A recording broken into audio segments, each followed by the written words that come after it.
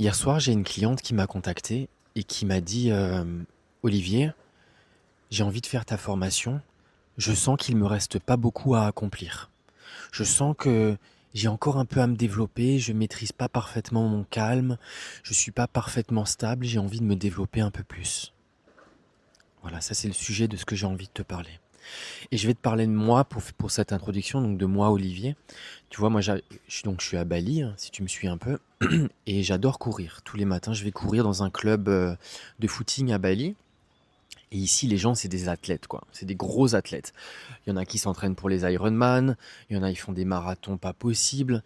Et ce matin, quand je suis allé dans ce club, parce que tous les matins, je vais courir dans un autre club, il y en a tellement à Bali. Et ce matin, il y avait que des gros athlètes. Et du coup, mon système, il s'est senti en insécurité, il s'est senti un peu agité, stressé et pas à sa place. Et souvent, les gens pensent que moi, Olivier, je suis comme un rocher qui, lorsque la tempête passe, je ne bouge pas. Intérieurement, oui. Dans ma conscience, oui. Dans mon être intérieur, oui. Mais extérieurement, non. Ma bouche, parfois elle bégaye, parfois il y a du stress et il y a de l'agitation qui passe en moi, il y a de l'instabilité. Mais tout ça, moi je cherche pas à le guérir parce que c'est pas moi, ça n'est pas moi.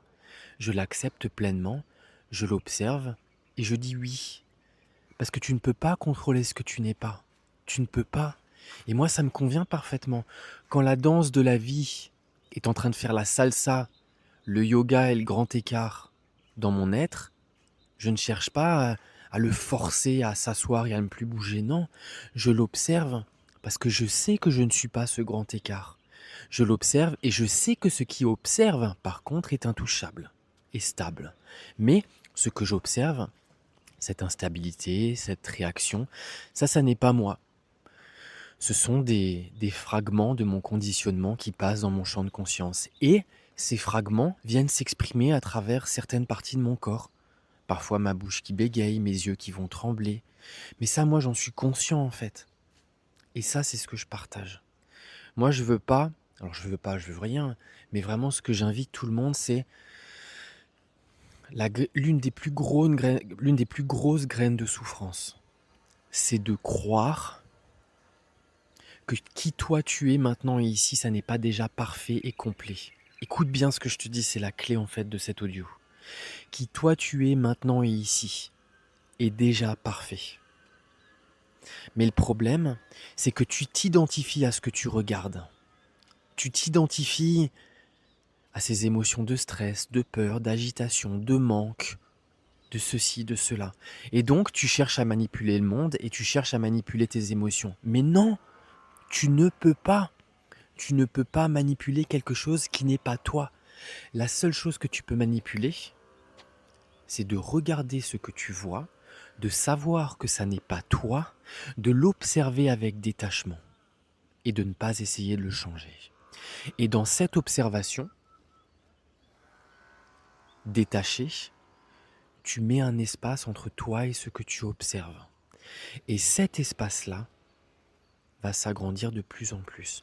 Et ce que tu observes, sans vouloir le changer, tes émotions et ton ressenti qui ne te plaisent pas, vont venir se transformer dans cet espace qui est ton propre détachement avec ce que tu observes.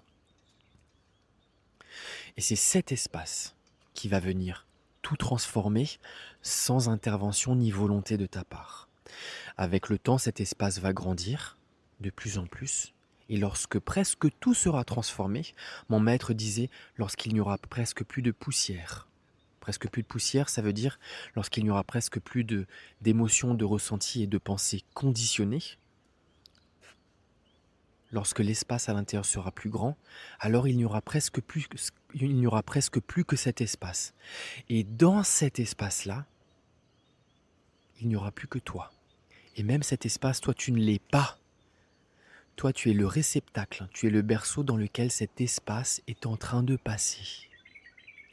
Mais cet espace silencieux est le seul miroir dans lequel tu peux te regarder. Cet espace silencieux est le seul espace dans lequel... Cet espace silencieux, pardon, je me répète, cet espace silencieux est le seul miroir dans lequel Ta propre conscience, désidentifiée de ton corps et de ton mental, peut se regarder. Et ça, c'est le chemin vers l'éveil spirituel, le nirvana, tout ce que tu veux, comment tu l'appelles, le royaume des cieux. Le détachement est la clé. Le détachement est la clé. Réécoute cet audio s'il te plaît, s'il te sera profitable. Je voulais faire un audio de 10 minutes, mais je vois qu'il est bien condensé là juste en 5-6 minutes, donc pas besoin d'aller plus loin. Mais réécoute-le parce que dans cet audio, il y a absolument tout ce que je partage. Absolument tout. Le silence, le détachement, l'éveil et la libération intérieure. Il y a absolument tout dedans. Absolument tout. J'observe ce qui se présente en moi, en réaction en général à ce qu'il y a à l'extérieur. Je l'accepte et je n'essaie pas de le changer. Dans ce détachement, je crée un espace. Avec le temps, je prends conscience de cet espace, et dans cette prise de conscience, cet espace grandit. Et lorsqu'il ne restera plus que cet espace, tu pourras te regarder toi-même. Et dans le miroir de ce silence intérieur, tu verras qui toi tu es en essence. Et là, tu verras Dieu lui-même. Voilà. Je te mets quelques écritures que j'ai faites sous ce texte que tu souhaites lire si tu en as envie.